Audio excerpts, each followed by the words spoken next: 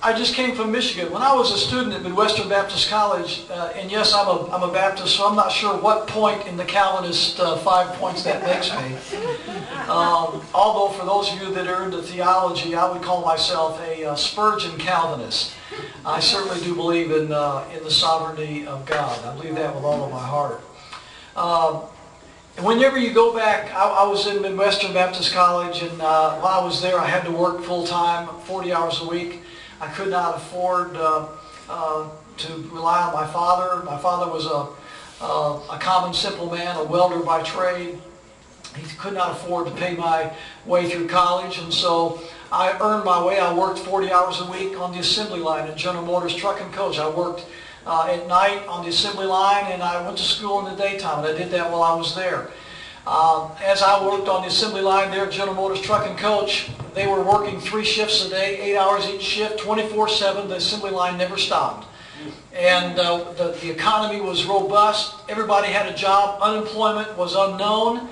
The community there in Pontiac, Michigan, where I lived just outside Detroit, was growing and prosperous. I just went back a few weeks later after 35 years being away. I couldn't believe the difference.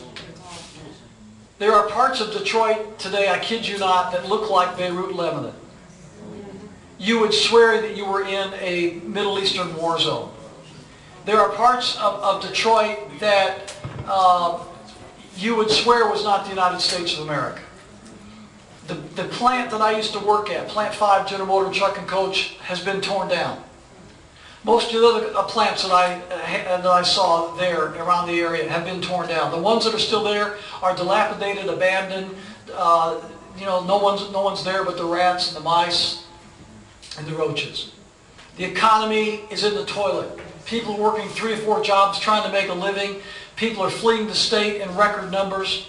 It's a devastation that's taken place there in Michigan. And other parts of the Midwest have also been affected. I'm not sure if this area of Pennsylvania has been affected by this loss of jobs in manufacturing, but I can tell you there are parts of Pennsylvania, Ohio, Indiana, Illinois, Michigan, Wisconsin, where it is a very serious malady.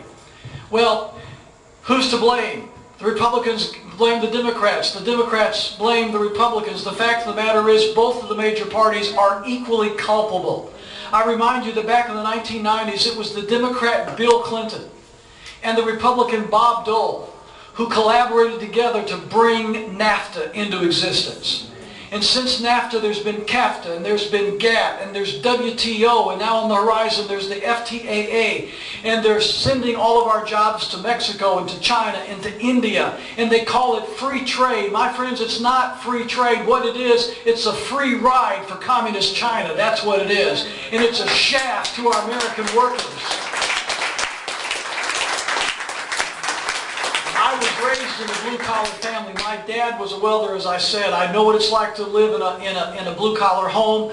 I worked at a blue-collar job. My dad was a lifelong Teamster. I still have his Teamster button in my possession. He passed away in 1993 at the age of 86 years of age.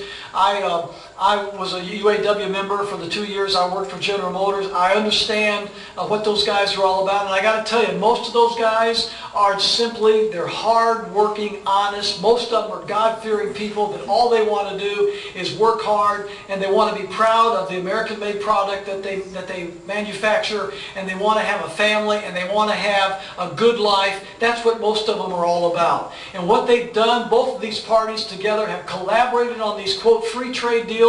And what they've done is they've destroyed our manufacturing bases, they've destroyed our factories, they've destroyed our jobs, they've destroyed our economy. And you know what the fact of the matter is? I'm not sure that if we had to face a real serious military threat such as, and I'm not talking about Iran or Iraq, I'm talking about a real threat like maybe communist Red China, we would be in serious difficulty to match that threat. Do you know that much of the arms that we produce for our troops are not even made in the United States? Are you aware that the sidearm that our men carry comes from overseas? That most of the ammunition that goes into the guns that we shoot come from overseas. Do you know that Helicopter One, the Marine Corps helicopter that the president flies around in, made in China? Do you know that if we had to produce the material that would be necessary to fight a serious international conflict with a serious major force in this world, I'm not sure that we have the manufacturing capability to do it.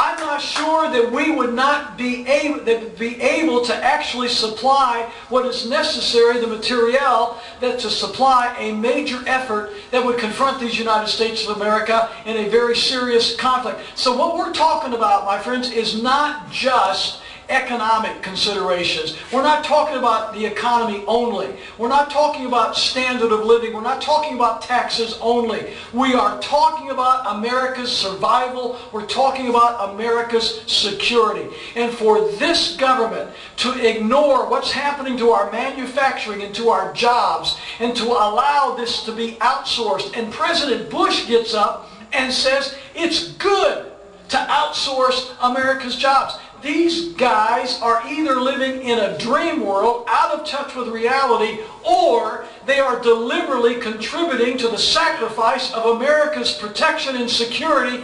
Either way, they are contributing to our insecurity, to our demise. And if the American people don't wake up soon and put some real patriots, some real Americans in charge of this government, we are toast.